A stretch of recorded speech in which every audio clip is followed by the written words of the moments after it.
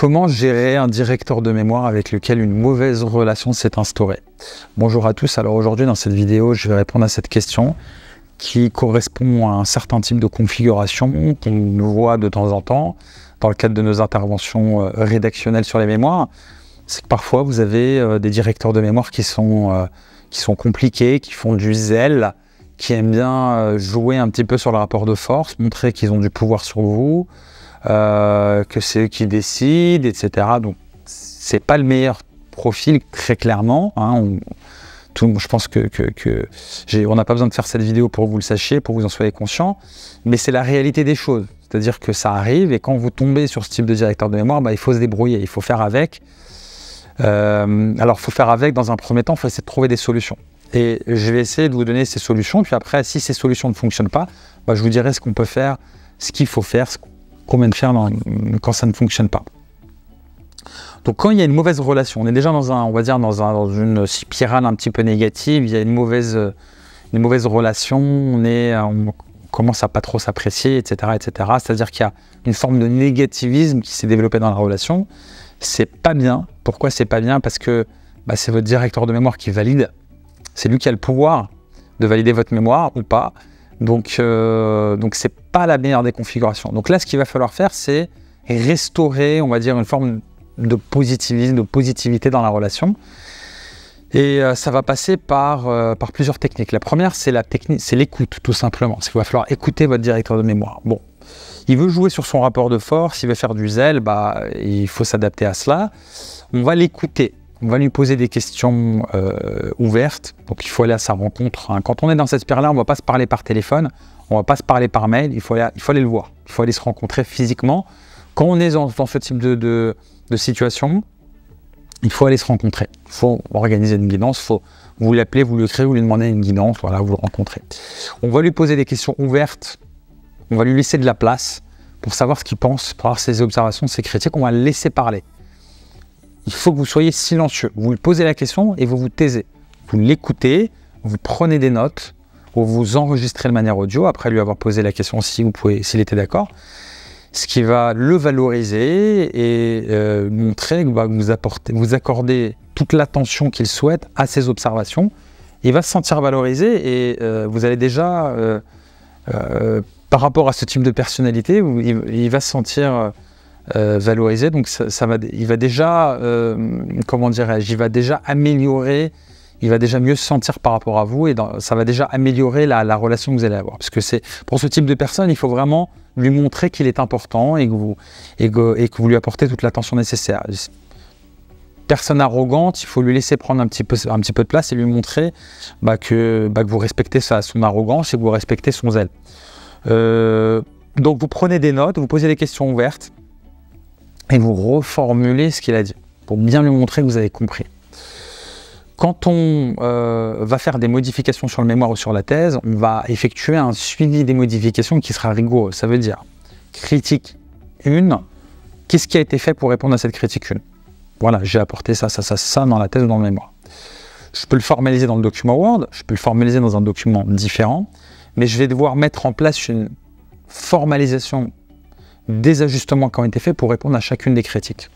Quand le directeur voit ça, voit déjà que vous avez reformulé ces critiques, première chose. Deuxième chose, que vous allez y répondre de manière rigoureuse, il se dit « Ah, il m'a compris, il a compris ce que je voulais, il m'a écouté » et il va se sentir un petit peu flatté dans son ego et il va voir que vous êtes rigoureux, que vous répondez à ses attentes et ça va instaurer très probablement une nouvelle énergie dans la relation que vous avez avec votre directeur de mémoire et il va s'ouvrir de plus en plus à vous et il va montrer tout simplement on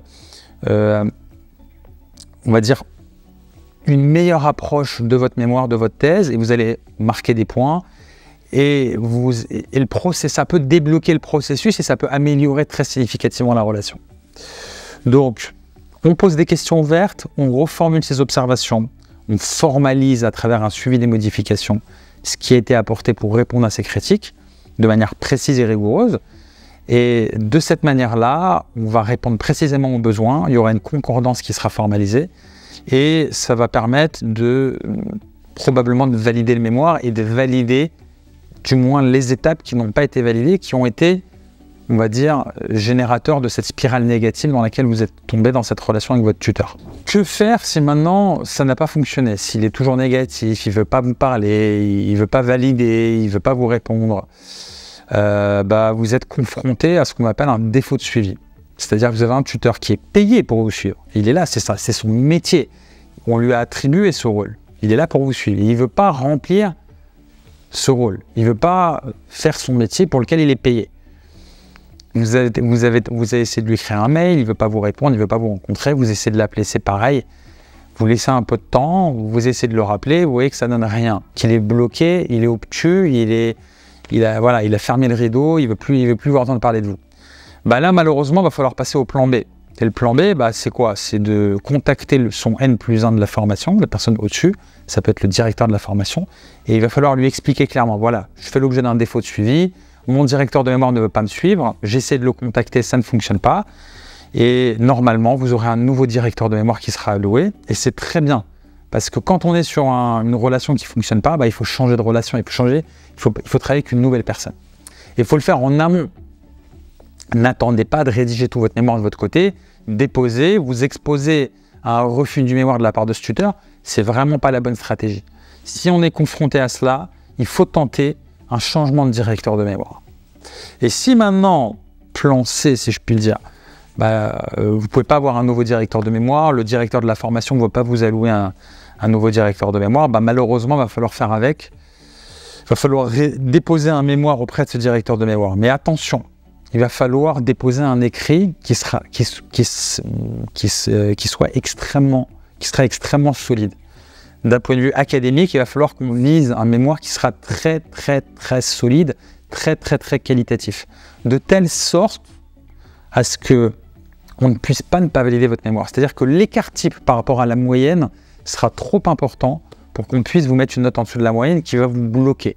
Parce que quand vous êtes sur une configuration comme celle-ci, avec un tuteur, ça ne se passe pas très bien et tout, sachez qu'il ne va pas vous faire de cadeau. Si vous êtes limite autour de la moyenne, il va vous mettre une note en dessous de la moyenne juste pour vous bloquer. C'est un schéma classique. Donc là, quand on est dans ce type de configuration-là, la seule manière, et qu'on ne peut pas changer de directeur de mémoire, le plan C, en fait, c'est d'avoir un mémoire qui ne soit pas assez bien, mais qui soit vraiment bien, voire très bien. On va falloir prendre un maximum de sécurité par rapport à la moyenne. Et ça passera par quoi? Ça passera par un écrit excellent, de très bonnes sources, une très bonne méthodologie au niveau de la partie empirique, des préconisations très solides, on répond à toutes les consignes de forme de l'école, on a une qualité de la plume qui est telle qu'elle sera largement au-dessus de ce que feront vos collègues, vos confrères au niveau de la formation, et qu'on aura un document tout simplement trop bon, si je puis dire, pour qu'ils puissent ne pas valider. Parce que s'il ne valide pas, il se met en porte-à-faux, il triche, il ne peut pas vous mettre une note en dessous de la moyenne quand votre mémoire vaut beaucoup plus que la moyenne.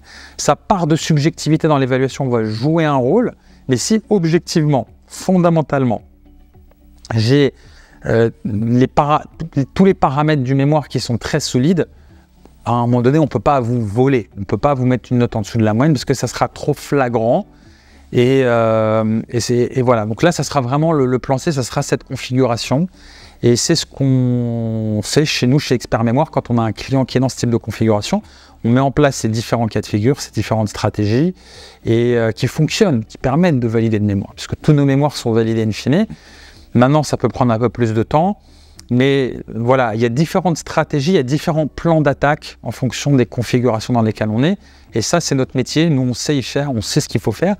Et c'est ce que je tente de partager avec vous dans le cadre de cette chaîne YouTube et de cette vidéo, c'est ces connaissances, cette expérience qu'on a pu acquérir dans le temps avec nos clients.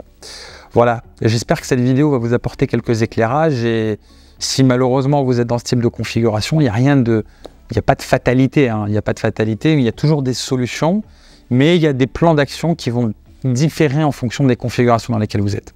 Je vous souhaite bon courage et réussite à votre mémoire.